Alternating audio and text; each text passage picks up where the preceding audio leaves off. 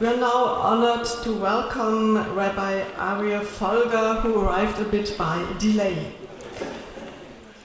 He will say a few words in just a minute. Arie Folger is not only the chief rabbi of the Israelitische Kultusgemeinde of Vienna, but he is also a well-known author and active in many organizations such as the Conference of the European Rabbis, the Rabbinical Council of America, and the Orthodox Rabbinical Conference of Germany. Mr. Folger, now you have the floor.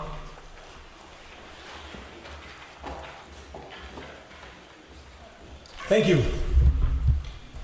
Dear Professor Armin Lange, dear organizers, distinguished organizers, dear distinguished academics, and I particularly would like to greet the delegation from my alma mater, from NYU, and also the representatives from the other very important alma mater from Yeshiva University. So I'm really glad to see you again.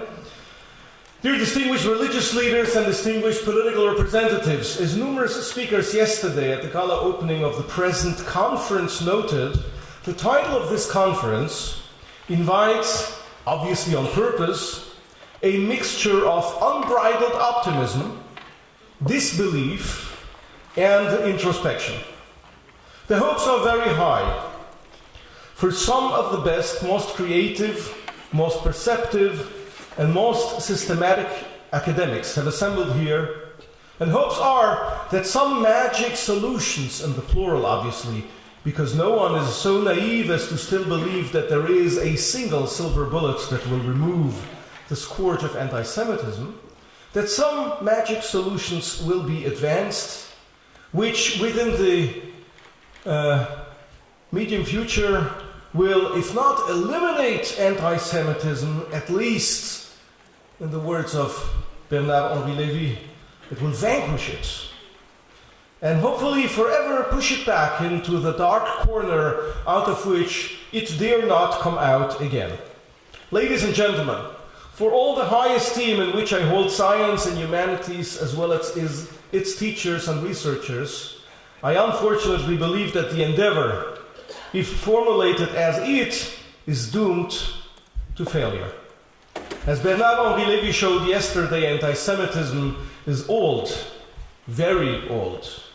And as Professor Armin Lange showed, it is multifaceted and extremely diverse. An almost endless list of people and events that expressed anti-Semitism in particularly ugly and murderous manners was brought to our attention. He only ended his list somewhere because he had to. An exhaustive list would have kept us hungry and tired for many, many more hours. As he would rattle off the leading figures of the bottomless pit of hatred that is anti-Semitism in all its forms.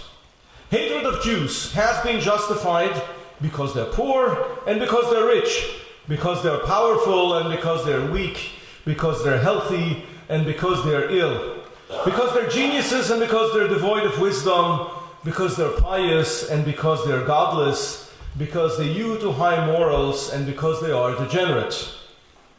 Another way to summarize this is because they are. Let me illustrate this with one historical curiosity that repeated itself in our days. Robin Judd, in her study of the circumcision debates of the 19th century Germany, in the 1840s and again in the 1890s and the 1910s, medical debates rage as to whether to prohibit the Jewish practice of circumcision. This debate was known as the Zirkumzisionsfrage, to be distinguished from the Beschneidungsfrage, even though Beschneidung is actually synonymous with circumcision in German. But the Beschneidungsfrage describes something else fascinating, interesting, but not for today, namely the case of Jewish fathers who refused to circumcise their sons and yet wanted them to be registered and recognized as members of the Jewish community. Fascinating but different issue. Let me read a paragraph from Robin Judd. The Zirkumzisionsfrage also debated the effects of circumcision on male sexuality. Some physicians asserted that circumcision dulled the sensory organ, thus robbing Jewish boys of their manliness. This claim appeared frequently not only in the anti-Semitic press, but also in the established medical literature as well. As Freud's writings began to have an influence, some physicians evoked images of castration in claiming that the removal of the foreskin caused Jewish men to experience severe sexual frustration. Such frustration allegedly would result either in abstention from any type of sexual contact or, on the contrary, in excessively passionate behavior and sexual deviance. Similarly, masturbation also supposedly had its origins in the circumcised penis, a particularly awesome charge since 19th and 20th century medicine and science considered masturbation antisocial, the cause of homosexuality, deviant sexual behavior, insanity, even death. Impossibly categorizing the Jewish man as both undersexed and supersexual, and his penis as both unresponsive and hyperactive, medical writings, I underline medical writings, not anti-Semitic writings, it was in regular medical journals. Medical writings suggested that there was indeed something abnormal about the Jewish man. End of citation. During the most recent German circumcision debate, following a court decision of a Landesgericht in Cologne, echoes of the very same arguments were heard. Plus que ça change.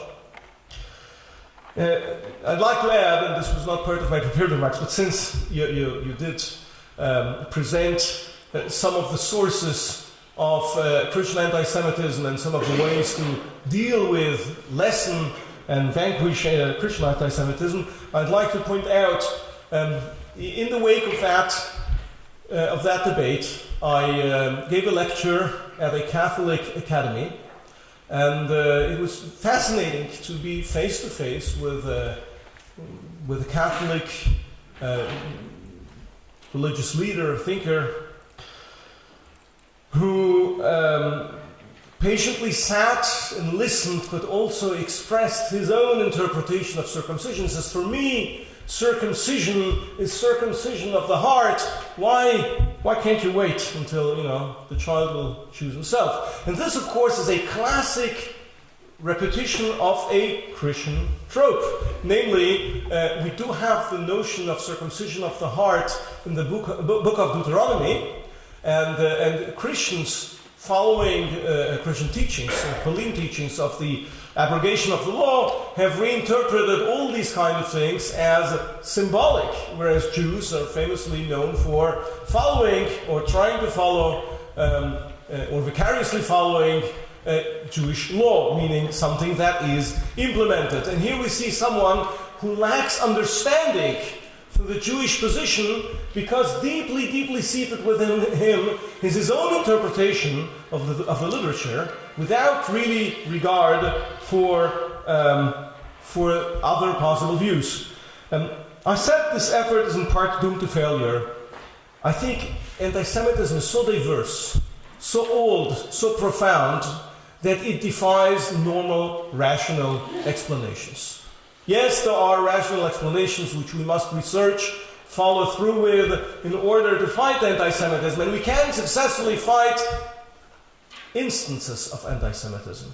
But as a whole, sorry, but I believe that we will not be able to escape that which Bernard-Henri Lévy alluded to, mentioned briefly yesterday, namely its religious, its metaphysical origins. I, as a believing Jew, have no problem with it, but at the very least, we should see major question marks when anti-Semitism for so long continues to rear its ugly head and refuses to disappear. There's anti-Semitism even where there are no Jews.